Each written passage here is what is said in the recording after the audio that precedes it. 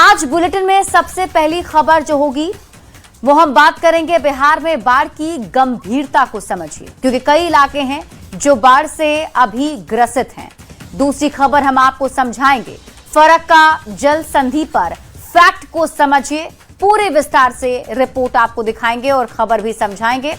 समझिए टीआरई 4 बहाली पर अपडेट क्या है। और चौथी खबर आपको बताएंगे शिक्षा में सुधार के लिए सरकार का पूरा प्लान समझिए, क्योंकि बिहार सरकार शिक्षा में गुणवत्तापूर्ण सुधार के लिए एक नए प्लान लेकर आई है। तो आइए अब विस्तार से खबर को समझते हैं। और सबसे पहले बात, बिहार में गंगा का जल स्तर बढ़ने के साथ ही तबाही की तस्वीर डराने लगी है। पटना से लेकर भागलपुर, बेगूसराय, छपरा और दानापुर तक बाढ़ का पानी लोगों की जिंदगी को डुबो रहा है। लेकिन इस मुश्किल घड़ी में पीड़ितों की उम्मीद सरकार और राहत व्यवस्था पर टिकी है। ये रिपोर्ट देखिए, फिर खबर तो समझिए।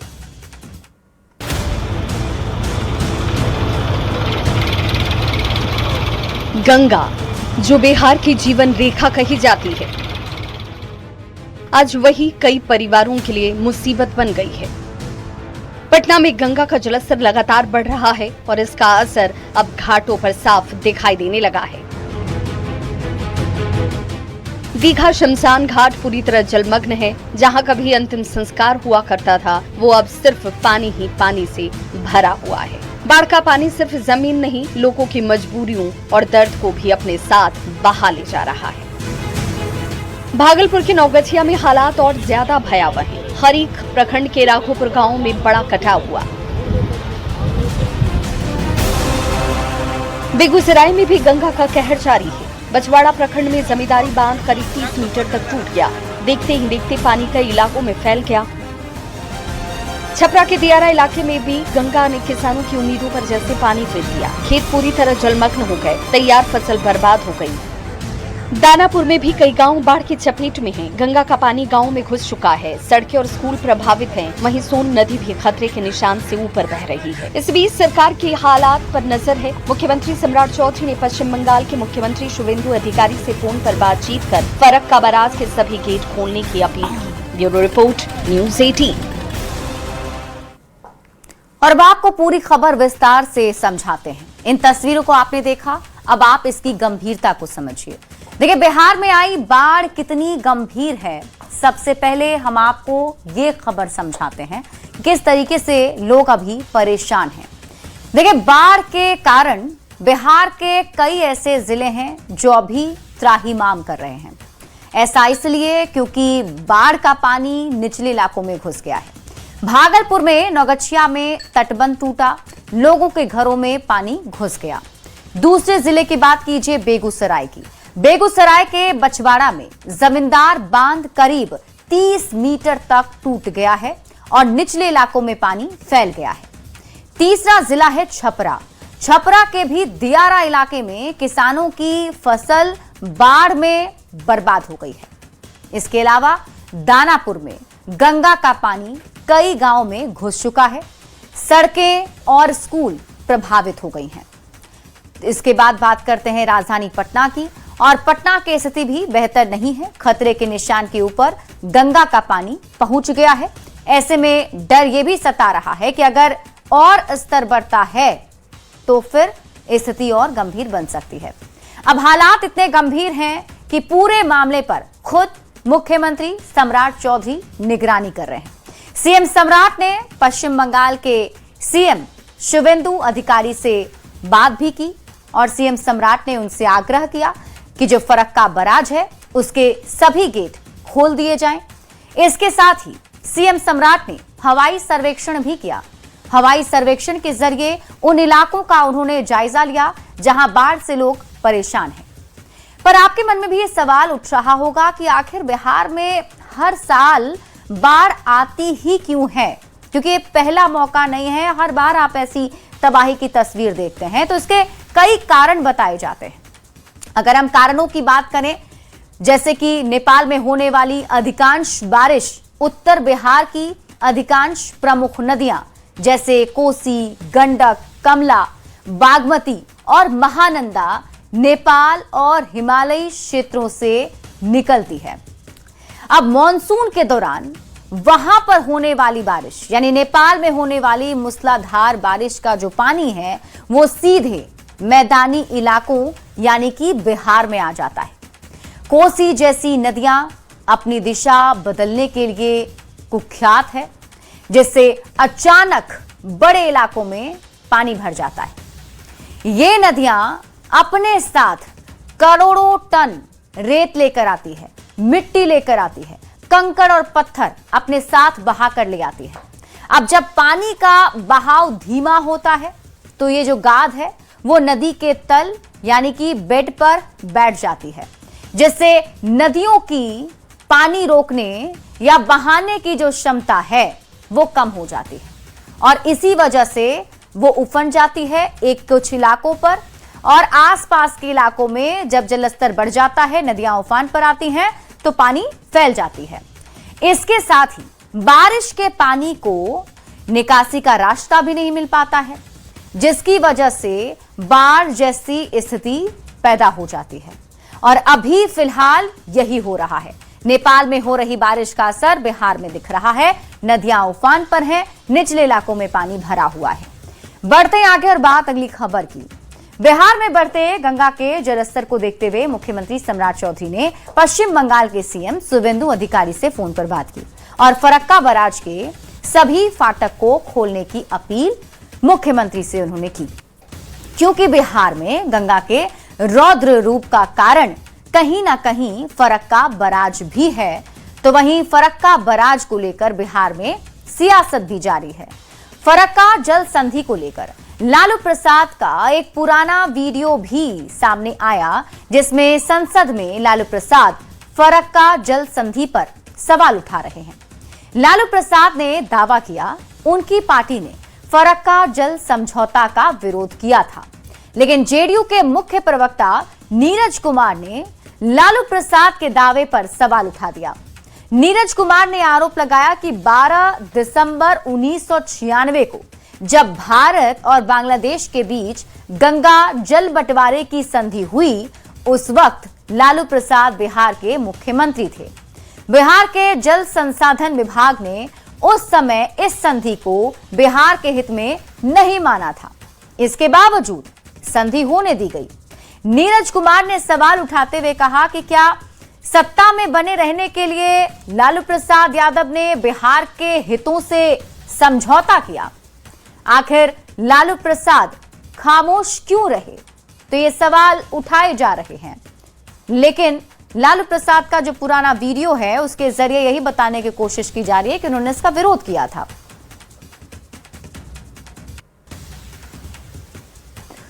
तो आप पूरी खबर विस्तार से समझिए। फरक्का पर अलग अलग लोगों के अलग अलग तर्क हैं, लेकिन बात हम फैक्ट की करेंगे। पर फैक्ट क्या है, आप फरक्का पर इस पूरे फैक्ट को समझिए। सबसे पहला सवाल कि फरक्का जल संधि कब हुई, तो आपको बता दूं कि 12 दिसंबर 1996 को भारत और बांग्लादेश दोनों देशों के बीच में यह संधि हुई। किसके कार्यकाल के दौरान हुई यह संधि, यह भी सवाल आपके मन में होगा। तत्कालीन प्रधानमंत्री एच.डी. देवेगौड़ा ने संधि पर हस्ताक्षर किया और जो बांग्लादेश की प्रधानमंत्री थी शेख हसीना, उनके साथ ये समझौता हुआ। 1996 में लालू प्रसाद बिहार के मुख्यमंत्री थे। अब फरक्का जल संधि में क्या समझौता हुआ था यह भी समझिए। तो गंगा नदी में 70,000 क्यूसेक या फिर उससे कम पानी होने पर दोनों देशों को उपलब्ध पानी का 50-50% हिस्सा मिलता है। अब 70,000 से 75,000 क्यूसेक पानी हुआ तो बांग्लादेश को 35,000 क्यूसेक पानी दिया जाता है और जो बचा हुआ शेष हिस्सा है वो भारत को मिलता है। अब 75,000 क्यूसेक या फिर उससे अधिक पानी रहने पर भारत में अपने पास 40,000 क्यूसेक पानी रखता है और जो बचा हुआ शेष हिस्सा है वो बांग्लादेश को जाता है। अब आप खबर तो समझिए। फरक्का जल संधि इसी साल खत्म हो रही है। नीतीश कुमार संधि का विरोध करते रहे हैं। संजय झा, जो जेडीयू के राष्ट्रीय कार्यकारी अध्यक्ष हैं, उन्होंने फरक्का पर अपनी आवाज बुलंद भी की। जेडीयू संधि के रिन्यूअल पर रोक की मांग कर रहा है, यानी इस संधि को फिर से नए सिरे से शुरू करना है, क्योंकि अभी तो अवधि पूरी हो जाएगी। लेकिन जेडीयू का कहना है कि इसका रिन्यूअल ना हो। अब लालू प्रसाद ने एक पुराना वीडियो जारी किया जिसमें वो संसद में फरक्का जल संधि पर सवाल उठा रहे हैं। ये वीडियो जारी किया गया। लालू प्रसाद ने लंबे समय से फरक्का जल संधि के विरोध का दावा किया। बिना नाम लिए संजय झा को नौसिखिया बताया। अब लालू प्रसाद के वीडियो पर जेडीयू की तरफ से ही पलटवार हुआ। जेडीयू एमएलसी नीरज कुमार ने लालू प्रसाद पर सवाल उठाए। 1996 में लालू प्रसाद बिहार के मुख्यमंत्री थे, तब लालू प्रसाद ने क्यों नहीं आवाज उठाई, ये बात जेडीयू एमएलसी नीरज कुमार ने कही। अब लालू प्रसाद ने बिहार के हित से समझौता किया, ये सवाल भी उन्होंने लालू प्रसाद से पूछा है। बढ़ते आगे और बात अगली खबर की। टीआरई 4 परीक्षा को लेकर बीपीएससी ने पूरी तस्वीर साफ कर दी है। बीपीएससी ने साफ कर दिया है कि हर हाल में 2 स्टेज में परीक्षा ली जाएगी और जो नेगेटिव मार्किंग का प्रावधान है वो भी जारी रहेगा। अब छात्रों के लिए एक बड़ी खुशखबरी भी है कि टीआरई 4 में 886 पदों की बढ़ोतरी की गई, यानी कि अब 33,274 पदों पर बहाली होगी। ये रिपोर्ट देखिए, फिर खबर तो समझिए। टीआरई 4 परीक्षा को लेकर बीपीएससी ने सारे कंफ्यूजन दूर कर दिए हैं। बीपीएससी ने प्रेस कॉन्फ्रेंस कर कई अहम सवालों पर स्थिति साफ कर दी है। परीक्षा 2 स्टेज में ही आयोजित होगी और निगेटिव मार्किंग का प्रावधान भी जारी रहेगा। इस संबंध में भ्रांति भी फैलाई जा रही है। जैसे एक सज्जन को मैंने कहते हुए सुना कि बिहार पहला स्टेट है जो 2 स्टेज एग्जाम टीचर रिक्रूटमेंट में ले रहा है। ये बात बिल्कुल गलत है। बिहार ऐसा पहला राज्य नहीं है। यूपीएससी समेत कई स्टाफ सिलेक्शन कमीशन और अन्य आयोगों में 2 या 3 स्टेज एग्जाम लिया जाता है। बीपीएससी ने भी सभी एग्जाम को एटलीस्ट 2 स्टेज कर दिया है, तो एक टीआरई या कोई अन्य एग्जाम को छोड़ना वैसे सही नहीं है। बिहार पब्लिक सर्विस कमीशन ने अपने सभी ऑब्जेक्टिव परीक्षा में, जो वस्तुनिष्ठ परीक्षा होती है, उसमें निगेटिव मार्किंग का प्रावधान कर रखा है। किसी एक परीक्षा को यह करके कि पहले नहीं था या कभी नहीं था या जो भी, ये सही नहीं है। टीआरई 4 एग्जाम देने वाले छात्रों के लिए एक और बड़ी खुशखबरी है। अभ्यर्थियों की मांग पर 886 पद बढ़ा दिए गए हैं। पहले 32,388 पदों के लिए अधियाचना भेजी गई थी, लेकिन अब 33,274 पदों पर नियुक्ति के लिए बीपीएससी के पास अधियाचना पहुंच गई है। 32,388 पदों के लिए हमने पूर्व में अधियाचना भेजी थी।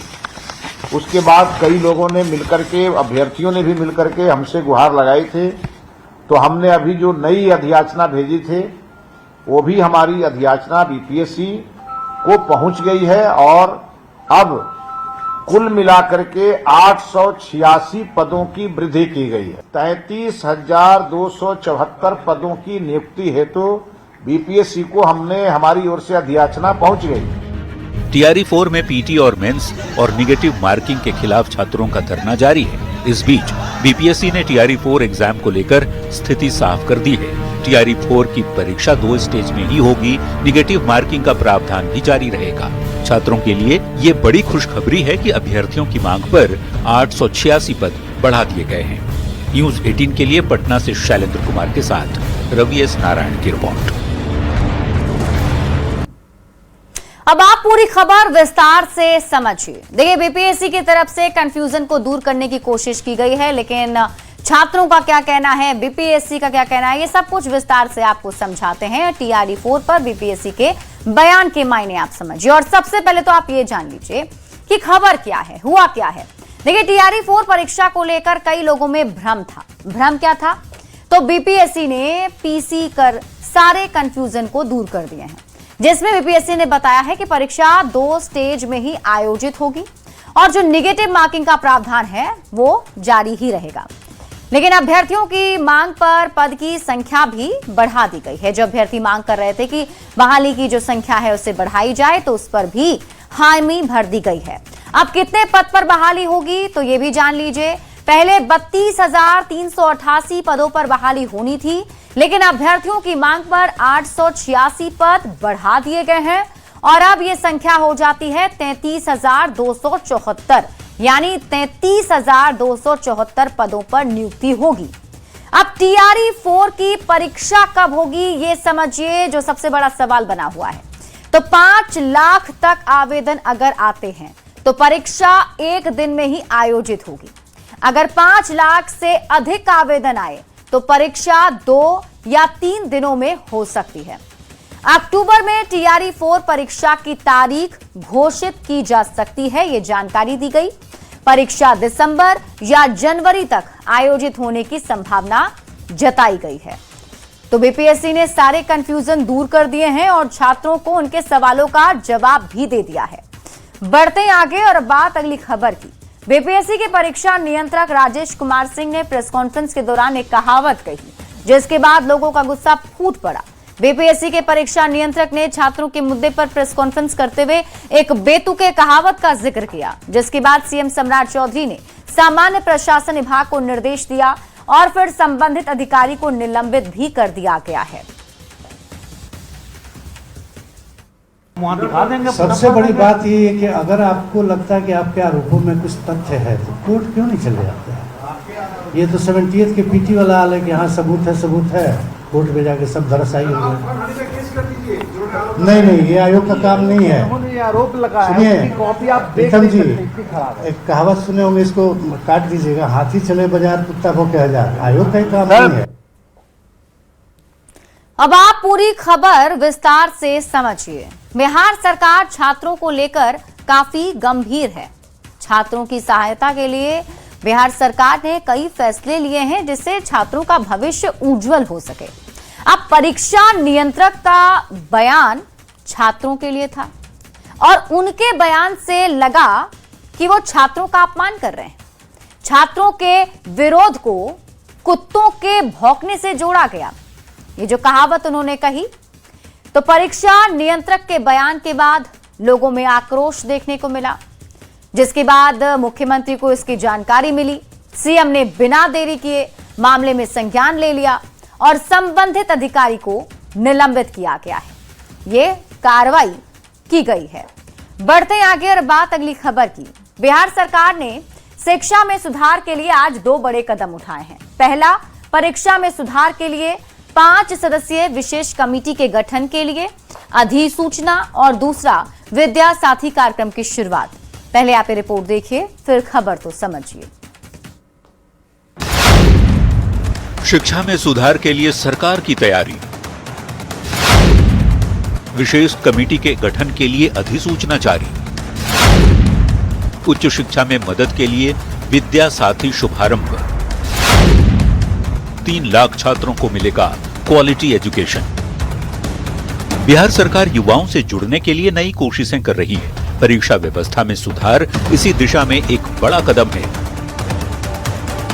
ये कमेटी बिहार में होने वाली परीक्षा की समीक्षा और जांच करेगी। प्रतियोगी परीक्षाओं की जांच और समीक्षा कर सकती है। माध्यमिक और उच्च माध्यमिक परीक्षा की भी जांच करेगी। विश्वविद्यालय स्तर की परीक्षा की भी समीक्षा कर सकती है। दायरे में व्यावसायिक तकनीकी परीक्षा भी आ सकती है। प्रवेश और पात्रता परीक्षा की भी जांच की जा सकती है। परीक्षा बोर्ड और आयोगों की जिम्मेदारी भी तय होगी। इस तरह की गड़बड़ी रोकने के लिए सिफारिश की जाएगी। इसके साथ ही सरकार परीक्षा व्यवस्था में AI, डिजिटल तकनीक के इस्तेमाल पर भी जोर देगी। बायोमेट्रिक सत्यापन और CCTV निगरानी को और प्रभावी बनाने पर भी जोर दिया जाएगा। ये बहुत अच्छा निर्णय है और परीक्षा में सुधार और शिक्षा में सुधार, ये दोनों चीजें सरकार की फर्स्ट प्रायोरिटी में। परीक्षा को पारदर्शी बनाने के साथ ही सरकार शिक्षा को और भी आसान बनाने के लिए बिहार विद्या साथी कार्यक्रम की शुरुआत कर चुकी है। फिलहाल ये कार्यक्रम राज्य के 700 मॉडल स्कूलों में उपलब्ध है, जिसके जरिए फिलहाल एक साथ 75,000 शिक्षकों से 75,000 शिक्षक 1-to-1 जुड़ सकेंगे। आने वाले समय में इसका दायरा और भी आगे बढ़ाया जाएगा। कि विद्या ऐप ये हमारे लिए जितने भी हमारे मॉडल स्कूल हैं और उसके लिए आज हम लोगों ने ऐप को लॉन्च किया है। हमारे विद्यार्थी, हमारे जो छात्र हैं, छात्राएं हैं, उन्हें अब किसी भी प्रकार के डाउट को लेकर किसी कोचिंग संस्था में जाने की जरूरत नहीं पड़ेगी। अब वो 24/7 और वो अपने इस ऐप के माध्यम से अपने शंका का समाधान करते नजर आएंगे। शिक्षा में सुधार बिहार सरकार की पहली प्राथमिकता है। बिहार सरकार के मंत्री न सिर्फ ये बयान दे रहे हैं, बल्कि इसे लेकर लगातार पहल भी की जा रही है, जिसका फायदा सीधे बिहार के बच्चों को मिल रहा है। पटना से संवाददाता आनंद अमृतराज और शैलेंद्र के साथ ब्यूरो रिपोर्ट, न्यूज़ 18।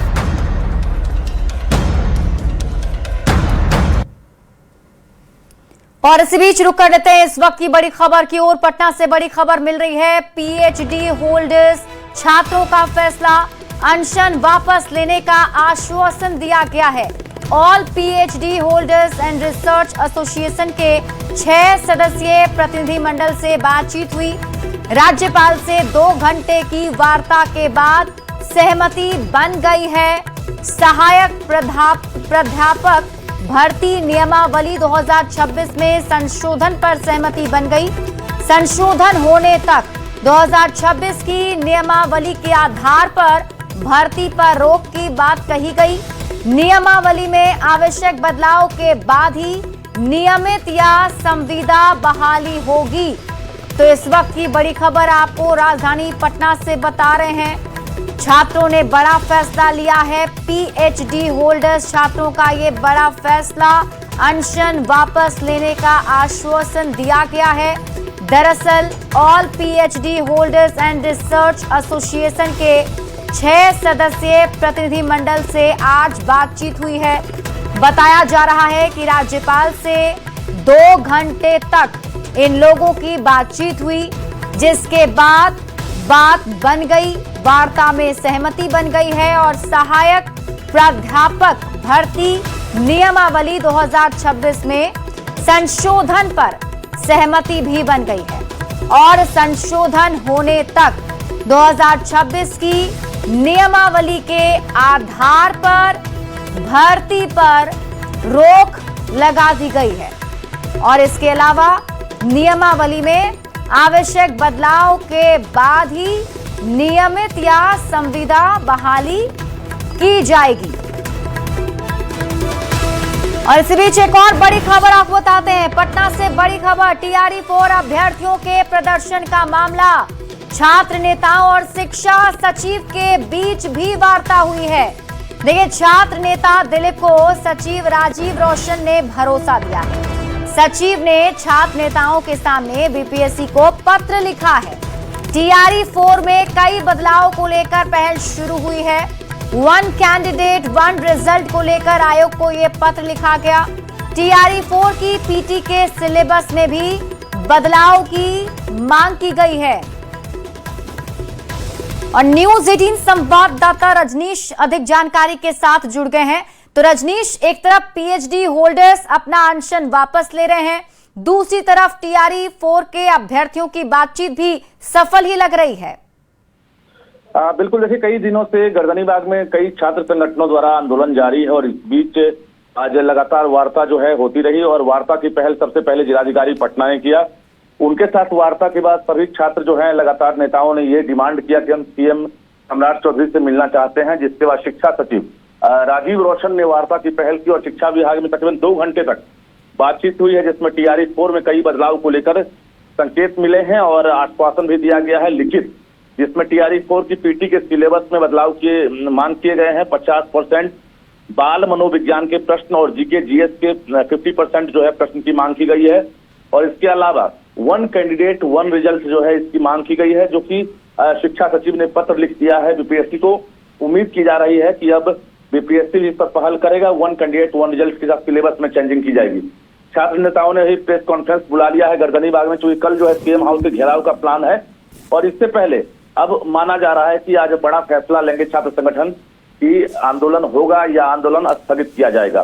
तो कुल मिलाकर उस पर नजर है, लेकिन इस बीच राज्यपाल की तरफ से भी भरोसा दिया गया है। और बता दें आपको, कई दिनों से पीएचडी होल्डर जो हैं, अनशनकारी छात्र, वो जो है एक तरह से डिमांड कर रहे थे कि रिसर्च एसोसिएशन की तरफ से कि जो पीएचडी वाले हैं उनको जो है जो रेगुलेशन लाया गया है उसका विरोध हो रहा है।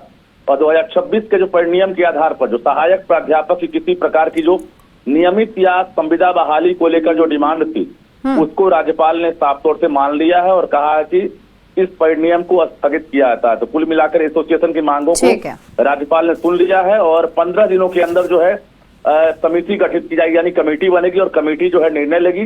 तो छात्रों की एक तरह से समझिए मांगे जो है लगभग पूरी की गई है। हालांकि अभी 15 दिनों के बाद ये कमेटी की रिपोर्ट जब आएगी उसके बाद ये तय होगा, लेकिन फिलहाल राज्यपाल ने बड़ा भरोसा दिया है और जो परिनियम है उसको स्थगित किया गया है। तो अब देखना यह है कि अब आंदोलन को लेकर छात्र नेता की तरफ से क्या स्टेप लिया जाता है, क्योंकि प्रेस कॉन्फ्रेंस बुलाया गया है और कल को लेकर जिला प्रशासन जो है पूरी तरह से अलर्ट मोड में है, क्योंकि अगर आंदोलन होता है तो निश्चित रूप से सभी छात्र संगठन एकजुट हैं। लेकिन इस बीच जो सकारात्मक वार्ता हुई है उसका परिणाम भी उम्मीद है सकारात्मक ही होगा। जी ठीक है रजनीश, आप इस खबर पर नजर बनाकर रखिए। शुक्रिया इस अपडेट के लिए।